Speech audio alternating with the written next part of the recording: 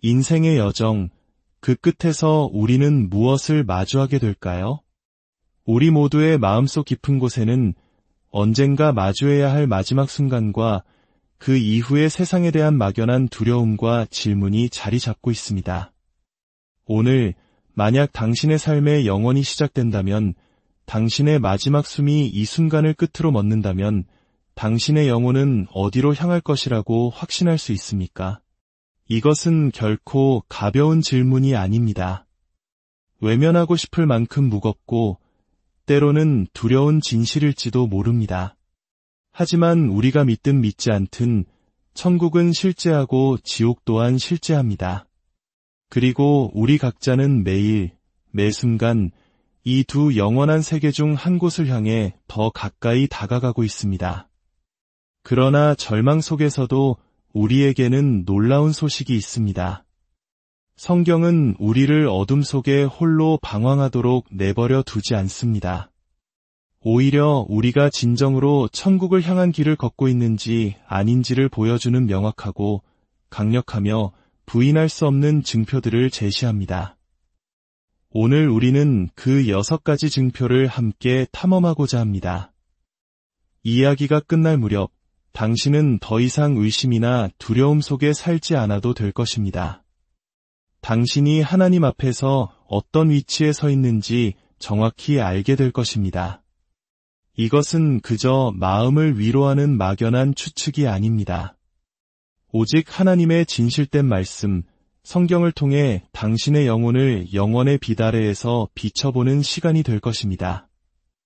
이 진리를 마주할 준비가 되셨다면 당신의 운명을 영원히 바꿀 수도 있는 이야기의 끝까지 귀 기울여 주십시오. 본격적인 이야기에 앞서 만약 지금 듣고 계신 이 메시지가 당신의 마음에 울림을 준다면 이 진리의 빛이 더 많은 영혼에게 닿을 수 있도록 도와주시길 부탁드립니다. 좋아요를 누르는 것은 당신의 믿음을 선포하는 조용한 기도가 되며 이 영상을 공유하는 것은 어둠 속을 헤매는 다른 이에게 등불 하나를 건네주는 것과 같습니다. 구독을 통해 이 믿음의 여정에 동행해 주십시오. 당신의 작은 행동 하나하나가 천국에 심기는 영원한 씨앗이 될 것입니다. 여러분의 삶에 하나님의 크신 은혜와 평강이 함께하시기를 기도합니다. 이제 우리가 죽음 이후에 천국에 가게 될 것이라는 첫 번째 증표부터 시작하겠습니다. 첫 번째 증표는 당신이 예수 그리스도를 당신 삶의 주인이자 구원자로 진정으로 영접했다는 것입니다. 영원한 생명, 즉 영생은 단순히 그리스도에 대해 아는 사람들에게 주어지는 보상이 아니라 진정으로 그분께 속한 자들을 위한 선물입니다. 당신은 예수님의 이름을 알 수도 있고 그분에 대한 수백 편의 설교를 들었을 수도 있습니다. 하지만 당신의 마음이 단 한 번도 진정으로 그분 앞에 무릎 꿇고 항복한 적이 없다면 당신은 여전히 천국의 문 밖에 서 있는 것입니다. 요한복음 3장 36절은 이렇게 말씀합니다. 아들을 믿는 자에게는 영생이 있고 아들에게 순종하지 아니하는 자는 영생을 보지 못하고 도리어 하나님의 진노가 그 위에 머물러 있느니라. 여기서 믿는다는 것은 단순히 머리로 동의하는 지적인 행위가 아닙니다. 그것은 영혼 가장 깊은 곳에서 우러나오는 온전한 항복입니다. 마치 물에 빠져 허우적거리는 사람이 자신을 구해줄 유일한 밧줄을 필사적으로 붙잡는 것과 같은 전적인 신뢰를 의미합니다. 예수님 곁 십자가에 달렸던 한강도의 모습을 기억해 보십시오. 누가복음 23장에 기록된 그는 선한 일을 할 시간도 예배에 참석할 기회도 그 어떤 종교적 의식을 행할 여유도 없었습니다. 그러나 그는 죽음의 순간 상하고 겸손한 마음으로 예수님을 향해 고개를 돌려 이렇게 간청했습니다. 예수여, 당신의 나라에 임하실 때에 나를 기억하소서. 바로 그 순간 예수님께서는 약속하셨습니다. 내가 진실로 내게 이르노니 오늘 내가 나와 함께 낙원에 있으리라. 그는 자신의 행위 때문에 구원받은 것이 아닙니다. 그는 오직 죄를 용서할 권세를 가지신 유일한 분에게 온전히 의탁한 믿음으로 구원받았습니다. 상한 심령과 단순하지만 깊은 믿음, 마음에서 터져나온 간절한 부르짖음만으로 천국의 문을 열기에 충분했던 것입니다. 당신은 그 강도와 같습니까? 당신은 진정으로 마음 깊은 곳에서부터 예수님을 단순히 세상의 구원자로서만이 아니라 바로 나의 삶의 주인으로 인정하셨습니까? 사도행전 4장 12절은 우리에게 상기시킵니다. 다른 이로서는 구원을 받을 수 없나니 천하 사람 중에 구원을 받을 만한 다른 이름을 우리에게 주신 일이 없음이라. 선한 행위로도 나의 공로로도 아닌 오직 단 하나의 이름, 예수 그리스도의 이름으로만 우리는 구원받을 수 있습니다. 만약 오늘 당신이 예수님께 온전한 신뢰를 두고 당신의 마음과 영혼, 그리고 영원한 운명을 그분의 손에 맡겼다면 당신은 기쁨과 평강 속에서 걸어갈 수 있습니다. 죽음조차도 그리스도 예수 안에 있는 하나님의 사랑에서 당신을 끊을 수 없기 때문입니다. 하지만 만약 마음 깊은 곳에서 여전히 불확실함이 느껴진다면 기억하십시오. 은혜의 문은 아직 열려 있고 천국의 문은 아직 닫히지 않았습니다. 더 이상 미루지 마십시오. 머리 숙여 회개하고 그분을 당신의 삶에 영접하십시오. 단순히 입술의 고백이 아닌 당신의 삶 전체로 말입니다. 두 번째 증표는 제가 당신에게 만족감이 아닌 슬픔을 가져다 준다는 것입니다. 예수님께서는 마태복음 5장 4절에서 말씀하셨습니다. 애통하는 자는 복이 있나니 그들이 위로를 받을 것이며, 여기서 말씀하시는 애통은 일시적인 상실에 대한 눈물이 아닙니다. 그것은 하나님의 거룩하심과 우리 자신의 죄된 마음 사이의 깊은 간극을 깨달을 때 흘러나오는 통회의 눈물입니다. 이 모습을 누구보다 분명하게 보여주는 인물은 바로 베드로입니다. 그가 예수님을 3번이나 부인했을 때 예수님께서 돌이켜 그를 바라보셨습니다. 성경은 그가 밖으로 나가 심히 통곡했다고 기록합니다. 그것은 순간적인 후회가 아니었습니다. 자신을 그토록 사랑했던 분에게 씻을 수 없는 상처를 입혔다는 고통에 마음이 찢어지는 비통함이었습니다. 바로 그 회개가 베드로를 다시 일으켜 세웠고 그를 회복시켰으며 초대 교회의 굳건한 기둥으로 만들었습니다. 하나님께 택함받은 영혼은 죄악 속에서 평안히 잠들 수 없습니다. 성령님께서 당신 안에 거하실 때 그분은 당신의 영혼을 흔들어 깨우시며 예전과 같은 방식으로 계속 살아가는 것을 불가능하게 만드십니다. 당신은 죄를 당신의 영혼을 짓누르는 무거운 짐처럼 느끼게 될 것이며 구원자에게 달려가 용서를 구하고 변화되기를 갈망하게 될 것입니다. 진정한 회개는 단순한 감정이 아닙니다. 그것은 삶의 방향을 완전히 바꾸는 것입니다. 영혼 깊은 곳에서부터 외치는 부르짖음입니다. 주님, 저는 더 이상 당신의 마음에 상처를 드리고 싶지 않습니다. 부디 저를 거룩하게 만들어 주십시오. 당신은 죄에 빠질 때마다 슬픔을 느낍니까? 하나님께로 돌아오기 전까지 당신의 마음은 안식을 얻지 못합니까? 매일 더 순결하고 더 거룩해지기를 갈망하십니까? 만약 그렇다면 그것은 성령님께서 당신 안에서 일하고 계시다는 강력한 증거입니다. 하나님께 속한 자들은 결코 불결함 속에 사는 것에 만족하지 않습니다. 그들은 용서만을 구하는 것이 아니라 거룩해지는 것, 즉 성화를 갈망합니다. 그리고 그리스도를 더욱 닮아가고 싶어하는 그 갈망이야말로 당신이 영원한 영광으로 이끄는 길 위에 서 있다는 가장 강력한 증거입니다. 세 번째 증표는 당신이 성령의 열매를 맺고 있다는 것입니다. 만약 당신이 진정으로 예수 그리스도를 삶의 주인으로 받아들였다면 당신의 살아가는 방식을 통해 부인할 수 없는 증거가 나타나게 될 것입니다. 요한복음 15장 8절에서 예수님은 말씀하셨습니다. 너희가 열매를 많이 맺으면 내 아버지께서 영광을 받으실 것이요 너희는 내 제자가 되리라. 좋은 나무는 좋은 열매를 맺습니다. 마찬가지로 진정한 그리스도인은 그들의 삶 속에서 영적인 열매를 맺게 됩니다. 그렇다면 이 열매들은 무엇일까요? 갈라디아서 5장 22절에서 23절은 우리에게 명확한 답을 줍니다. 오직 성령의 열매는 사랑과 희락과 화평과 오래 참음과 자비와 양선과 충성과 온유와 절제니 이것들은 당신이 억지로 만들어내는 것들이 아닙니다. 오히려 성령님의 강력한 임재로 변화된 삶에서 자연스럽게 흘러나오는 결과물입니다. 우리 자신에게 솔직해져 봅시다. 사랑. 당신은 당신에게 상처를 준 사람까지도 사랑할 수 있습니까? 아니면 마음속에 원한을 품고 있습니까? 기쁨. 당신의 기쁨은 상황에 따라 흔들립니까? 아니면 그리스도로 인해 흔들리지 않는 기쁨을 가지고 있습니까? 평안. 당신은 역경 속에서도 하나님을 신뢰합니까? 아니면 끊임없는 두려움 속에 살고 있습니까? 기억하십시오. 선한 행위가 당신을 구원하는 것이 아닙니다.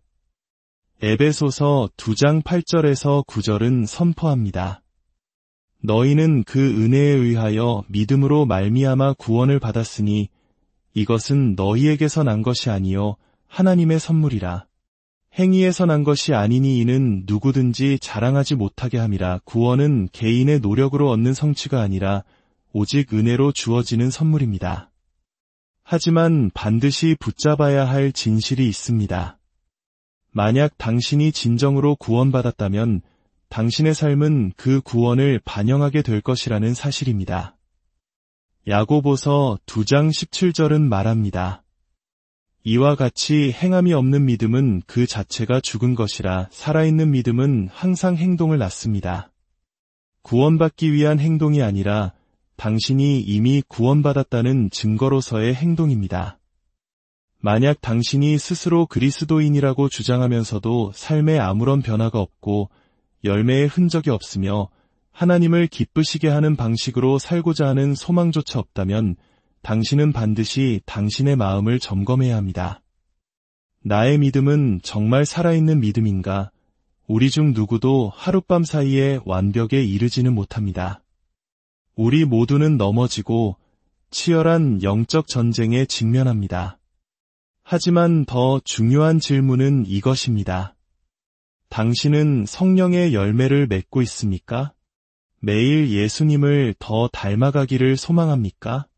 죄를 지었을 때 깊은 후회와 함께 그분께로 돌아가고 싶은 마음이 듭니까?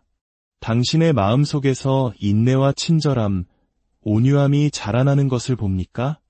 그것이 바로 성령님께서 당신의 삶에서 일하고 계시다는 증표입니다.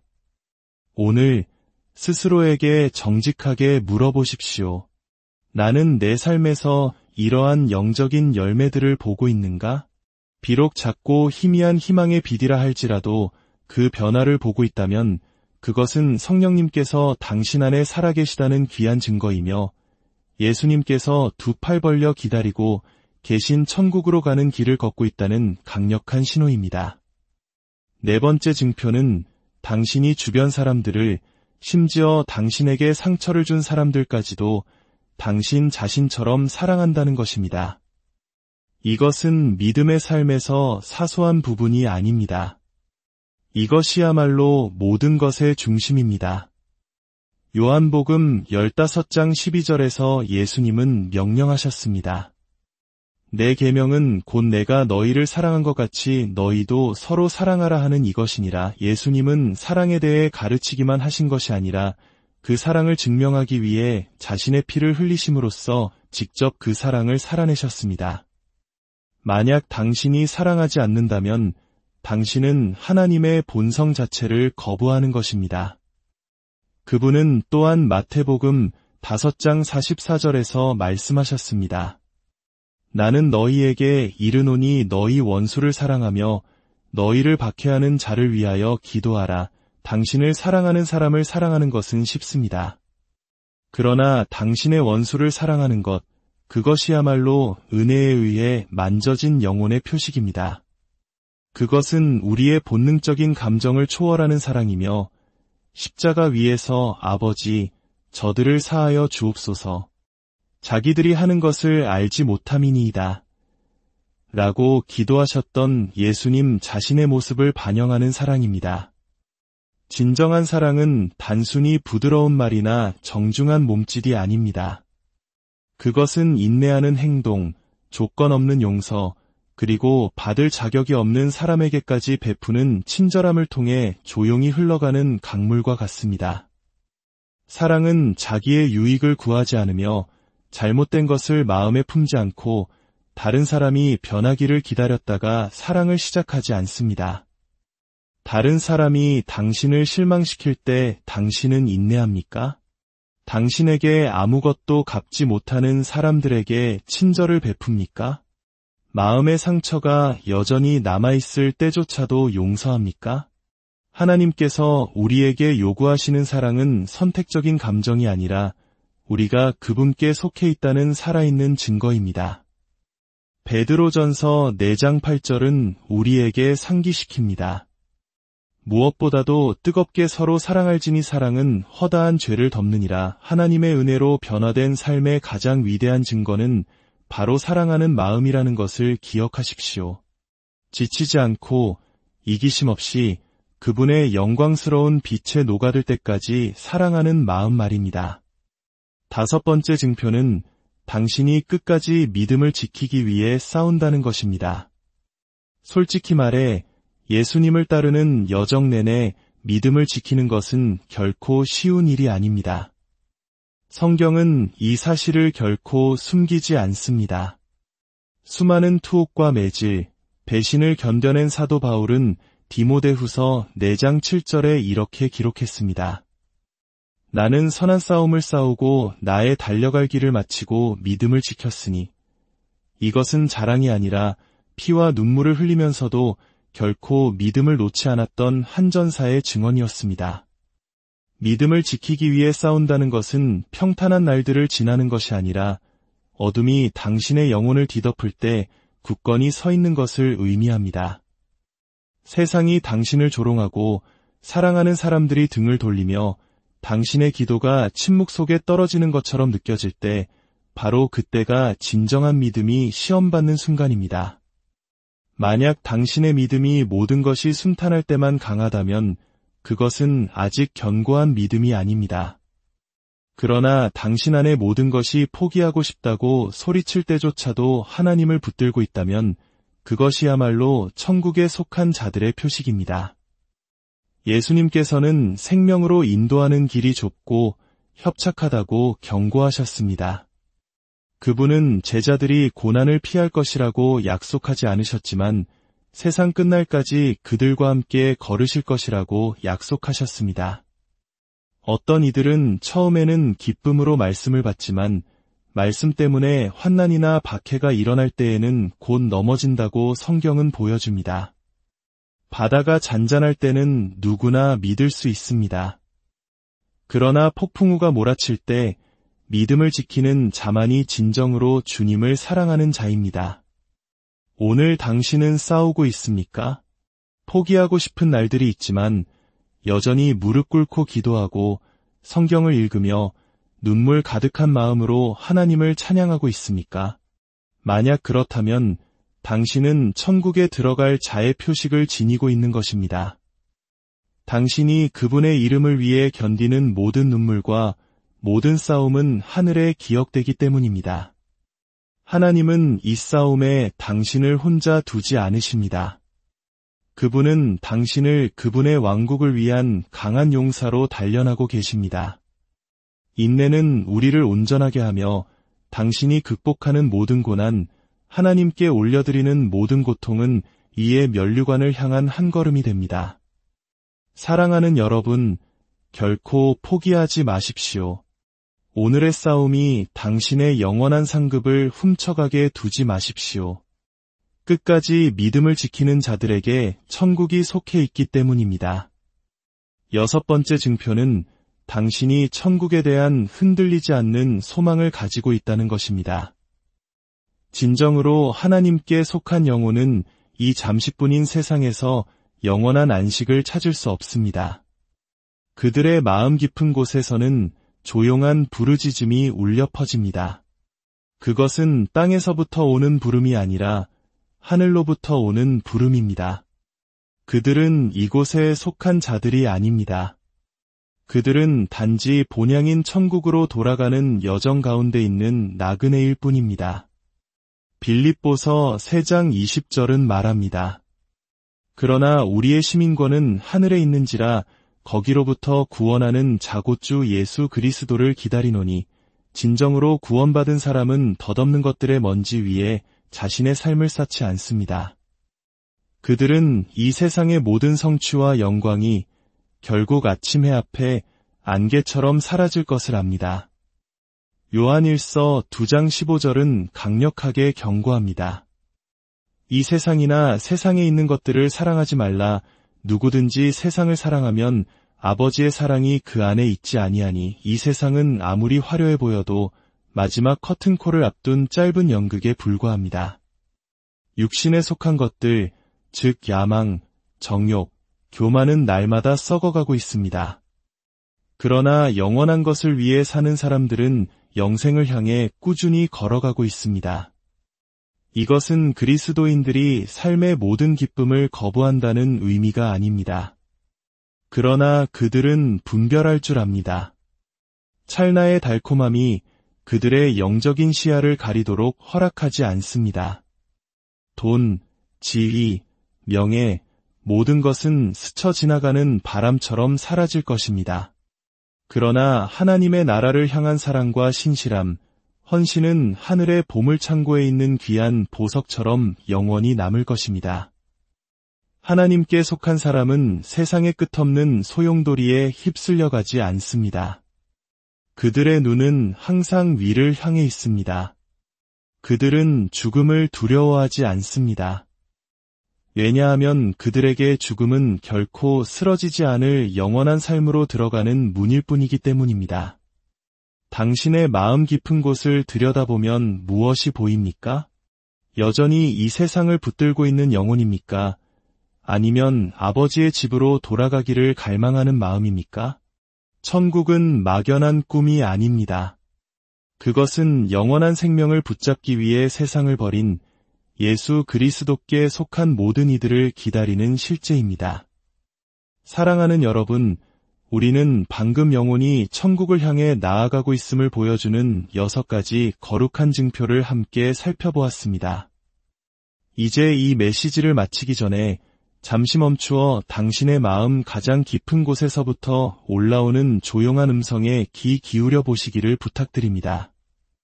이것은 단순한 설교가 아니라 창조주로부터 온 초대장이기 때문입니다.